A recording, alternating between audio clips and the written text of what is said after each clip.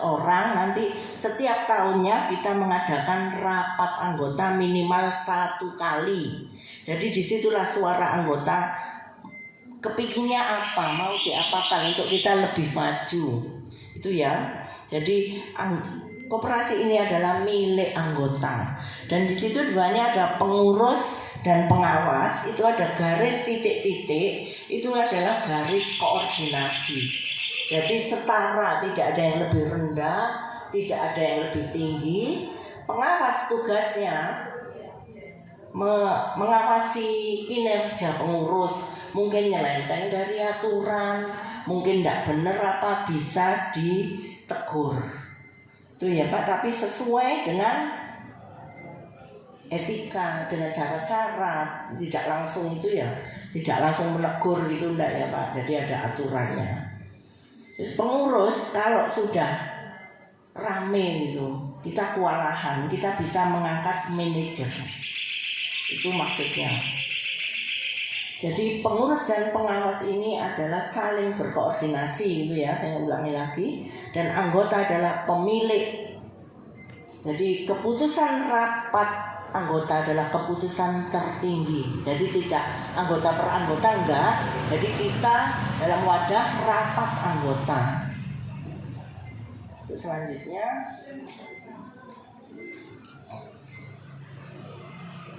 visi dan misi KDMP Tambak Sawah. Kita punya visi Bapak Ibu, menjadikan KDMP Tambak Sawah sebagai sentral perekonomian desa. Tentu saja semua nanti kebutuhan apa yang dibutuhkan kalau beras sudah jadi ke depannya. Jadi tidak hanya sembako, apapun kebutuhan bisa kita sediakan ya. Misinya memberikan peluang usaha. Kok iso memberi peluang usaha? Ya benar. Kalau kita bergabung timbang dewean gitu ya, kan kita lebih maju berkomuni ya. Jadi banyak. Jadi kita mau butuh apa? Contoh ringan gitu. Kita ada pertemuan.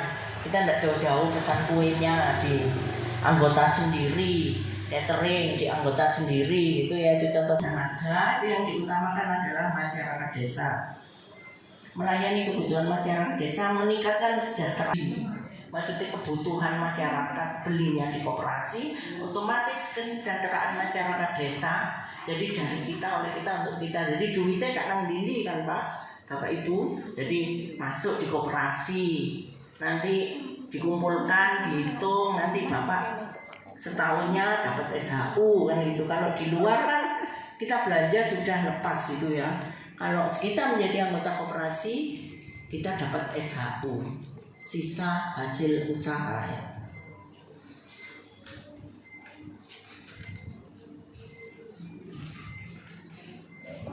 Sudah selanjutnya ya ini.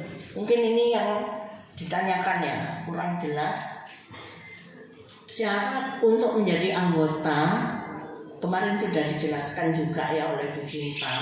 Mungkin warga kepingin mendengar sendiri gitu dari sumbernya ya. Jadi domisili harus di desa Tambak Sawah, domisili ya Pak. Jadi tidak harus ber-KTP Tambak Sawah. Jadi dibalik, yang KTP Tambak Sawah tidak tinggal di desa Tambak Sawah tidak bisa menjadi anggota koperasi. Jadi maksudnya apa? Lek gak tinggal di sini, piye ya blonjo kadoan kan gitu ya. Jadi yang domisili. Jadi KTP, apalagi domisili dan KTP sini wis tambah itu wis jadi digoleki gitu ya. Jadi ini adalah yang domisili. Jadi KTP Tambak Sawah tapi domisili tidak di sini, itu tidak bisa. Simpanan pokok. Simpanan pokok ini wajib dibayarkan 50.000 hanya sekali saja. Pertama kali daftar itu harus bayar simpanan pokok 50.000 hanya sekali. Kami sebelum ini Pak menentukan simpanan pokok itu 200.000. Kan kita sudah ada rapat-rapat pengurus gitu ya. Terus ternyata pelatihan dari pembimbing dinas koperasi, pembimbing kami terlalu tinggi, nanti tidak ada yang minat, ya kan? Saya sendiri juga kabotan kayak 200 itu. Akhirnya kita yang penting kita bisa menjaring, kalau bisa seluruh desa Tambak Sawah ikut.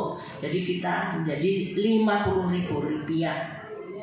Jadi hanya sekali, nanti bulan depannya sudah enggak, simpanan pokok dibayar hanya sekali saat mendaftar menjadi anggota. Terus yang kedua, simpanan wajib sebesar 10.000 sampai dengan 200.000. Ini maksudnya simpanan wajib harus dibayar setiap bulan rutin minimal 10.000. Jadi tidak bisa tidak bayar. Kalau tidak bayar tidak akan mendapat pelayanan. Ini ada ketentuannya tanggal 1 sampai 15 setiap bulannya. Jadi minimal boleh 10.000, tapi Bapak Ibu punya rezeki lebih bisa sampai 200 mungkin untuk membantu modal koperasi. Jadi modal itu adalah dari para anggota. Jadi kita menjadi besar semuanya dari anggota. Dari modal, dari partisipasinya, itu semua dari anggota. Terus untuk simpanan sukarela, jadi ada 3 ya, simpanan pokok sekali saja pada saat mendaftar. Simpanan wajib dibayar setiap bulan 10.000 minimal sampai 200, dan simpanan sukarela nominalnya bebas, tidak harus setor tiap bulan. Jadi seperti nabung di bank itu ya Pak. Jadi ini bebas, bisa diambil sewaktu-waktu. Tapi kalau simpanan pokok dan simpanan wajib tidak bisa diambil selama menjadi anggota. Tapi tidak hilang.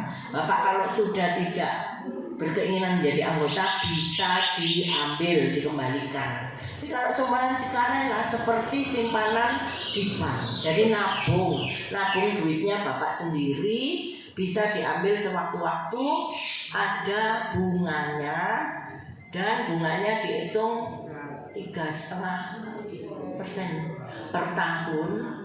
Dihitung berapa kali nanti ada hitungannya. Jadi gitu ya. Simpanan sukarela itu nabung. Jadi bisa diambil sewaktu-waktu. Yang tidak bisa diambil simpanan pokok dan simpanan wajib. Dan dokumen pendukungnya lain ya. Ya tadi itu KK, KTP, dan pas foto. Iya.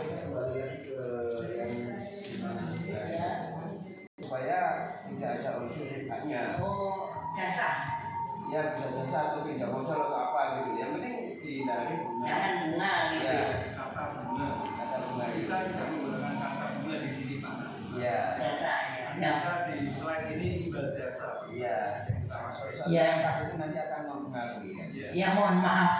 Soalnya orang tahu itu kan bunga gitu ya. Ya mohon maaf, imbal jasa. Ya terima kasih ralatnya.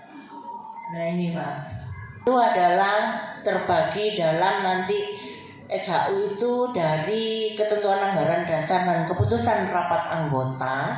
Jadi hitungannya adalah cadangan 20%, dana anggota 55%, dan pengawas pengurus 15, pendidikan 7,5, sosial 2,5.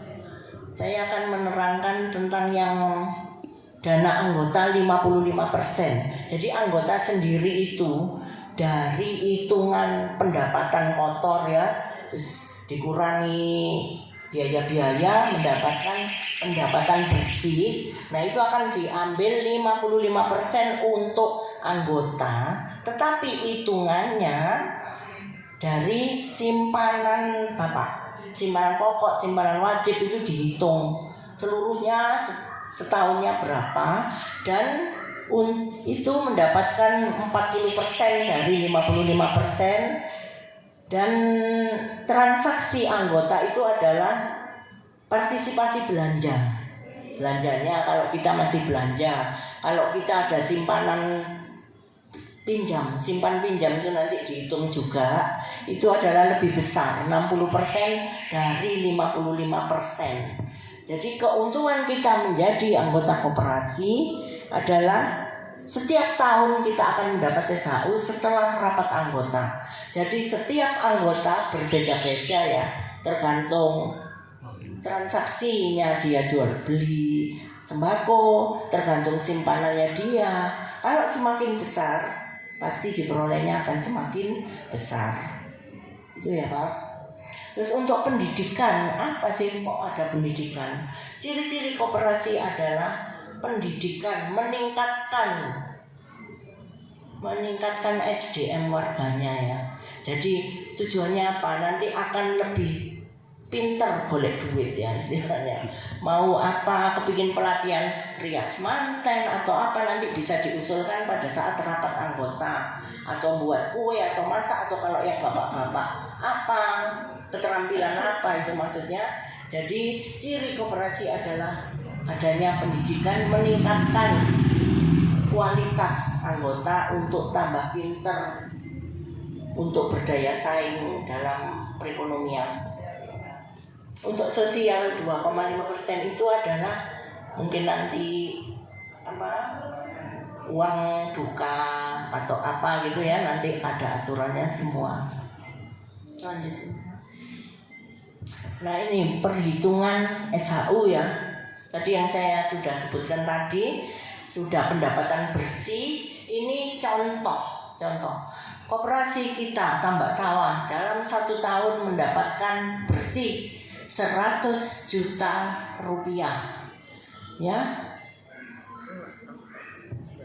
Jadi pendapatan kotor 100 juta dikurangi operasional 60, jadi mendapatkan 40 juta. Itu yang bisa dibagi.